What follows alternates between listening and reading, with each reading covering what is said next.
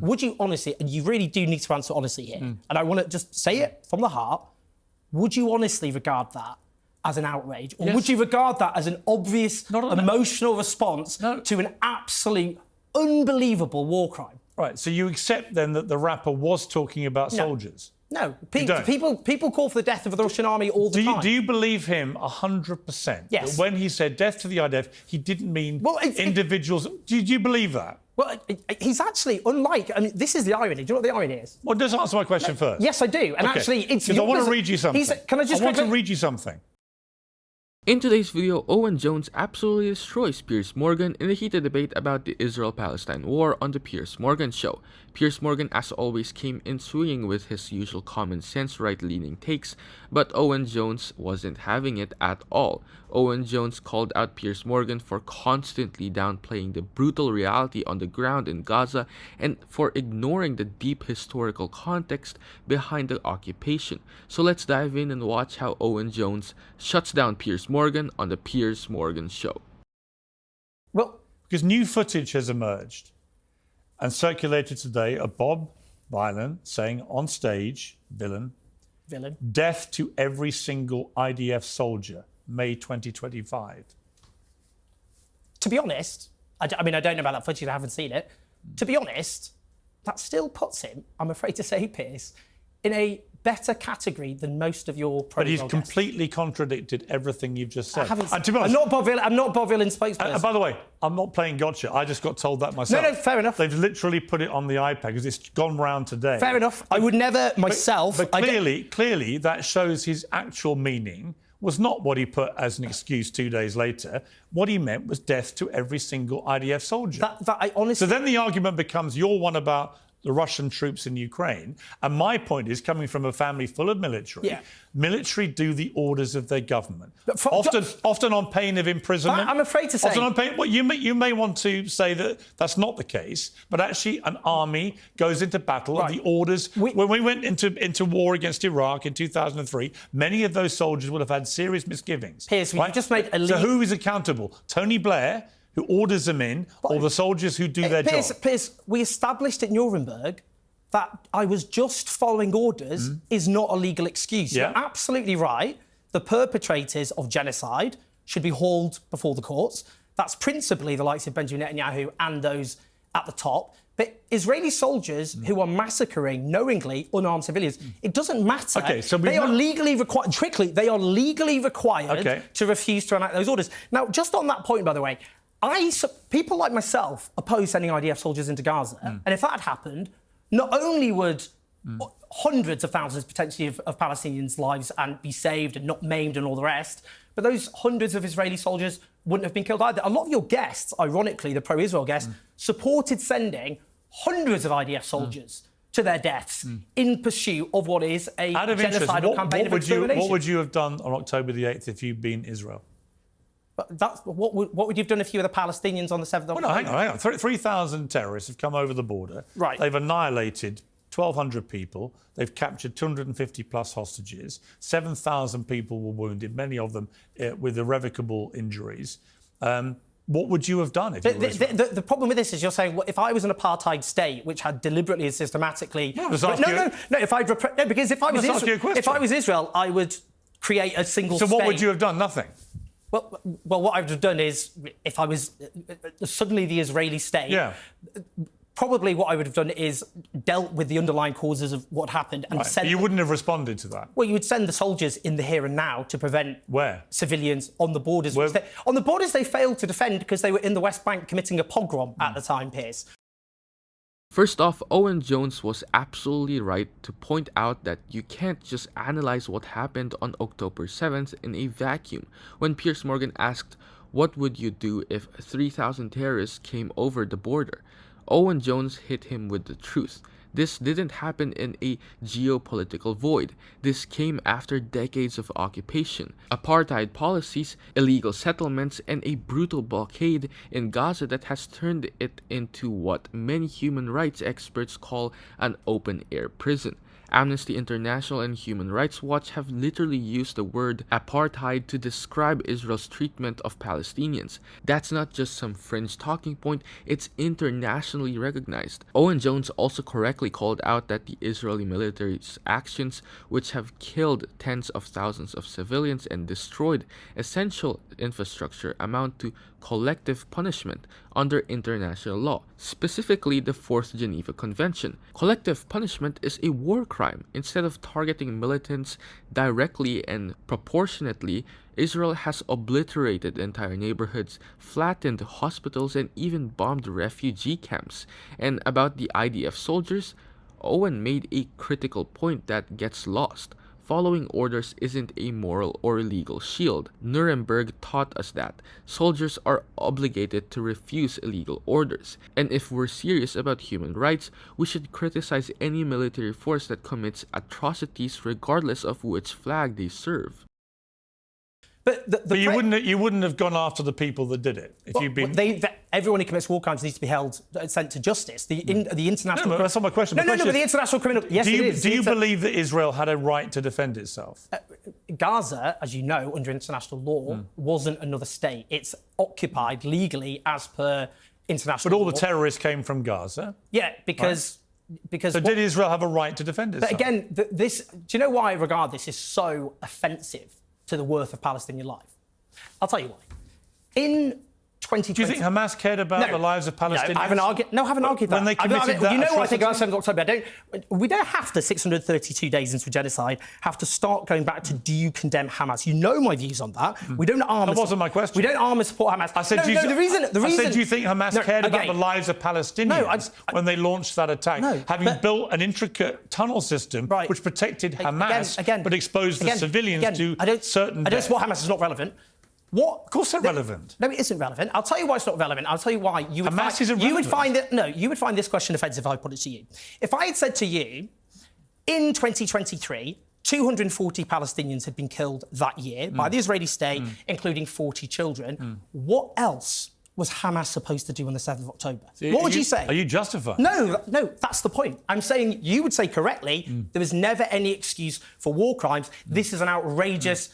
question for you to but responding to a terror attack isn't a war crime. What has happened in the last few months to me has now crossed the line between legitimate self-defence to the worst terror attack of modern times against the Jewish people, has gone now past that into, and clearly from what people like Smotrich is saying, has gone into a plan, it seems to me, by the government to cleanse Gaza of Palestinians, which is a war crime. No, sorry, it's so easy for you to use Smotrich as your bogeyman.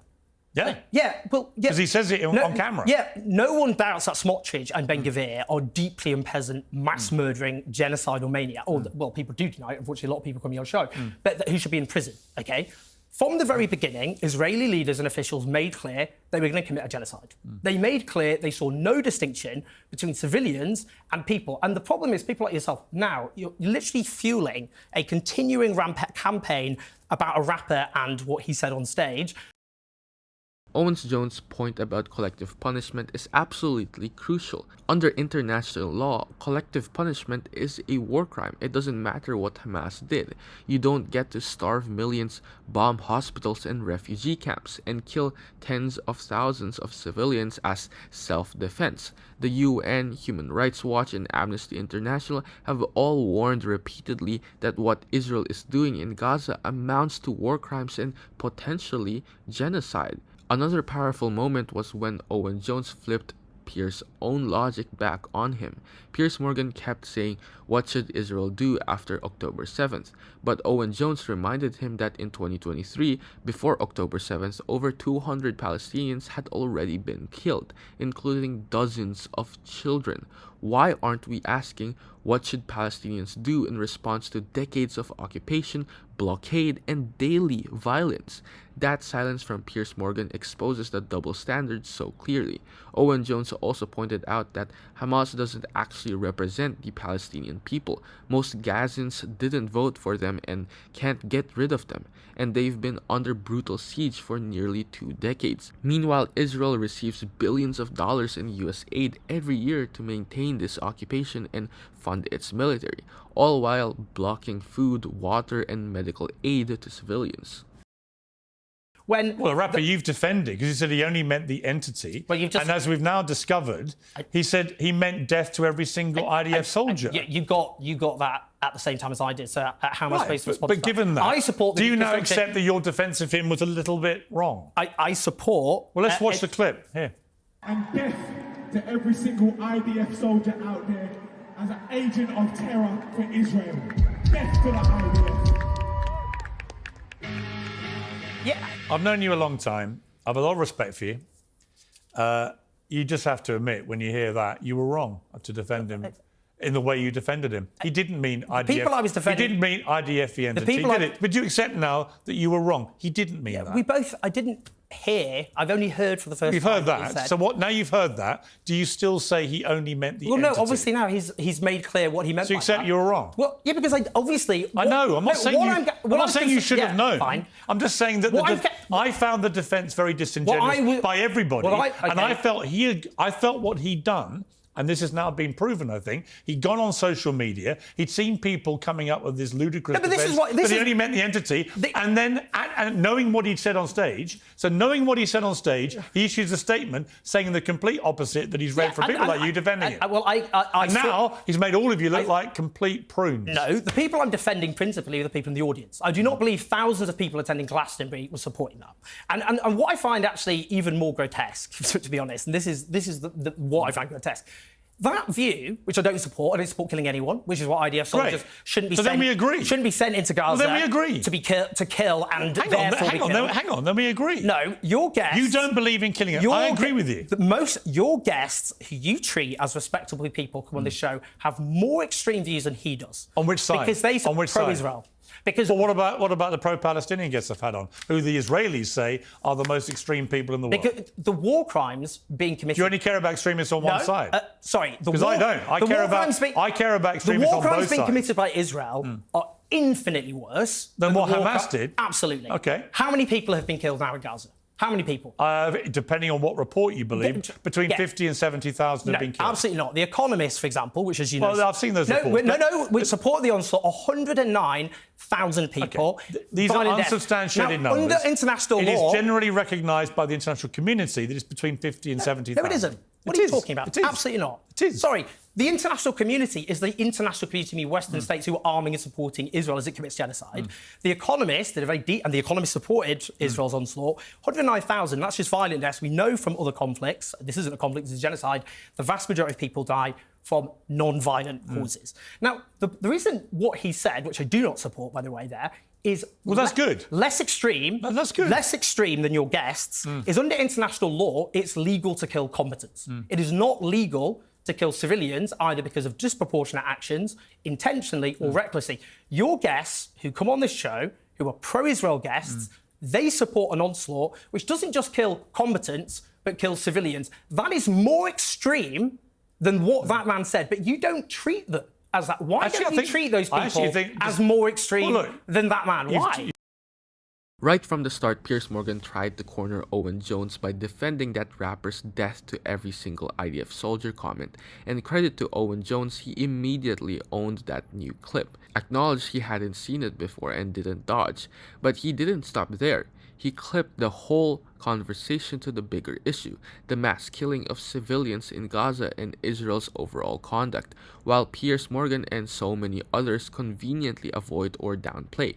When Owen Jones started dropping the death toll numbers between 50,000 and 70,000 civilians killed according to conservative estimates, and potentially over 100,000 if you include indirect deaths, Piers Morgan looked totally rattled. And it's not just Palestinian health ministerial numbers, like some people like to dismiss. Reports from credible sources like The Economist and humanitarian organizations confirm that the scale of death and deconstruction in Gaza is catastrophic. Owen Jones also brought up a crucial point about combatants versus civilians under international law. Targeting combatants is legal, but Israel's assault on Gaza has overwhelmingly killed civilians, journalists, aid workers, children, which is a clear violation of international law.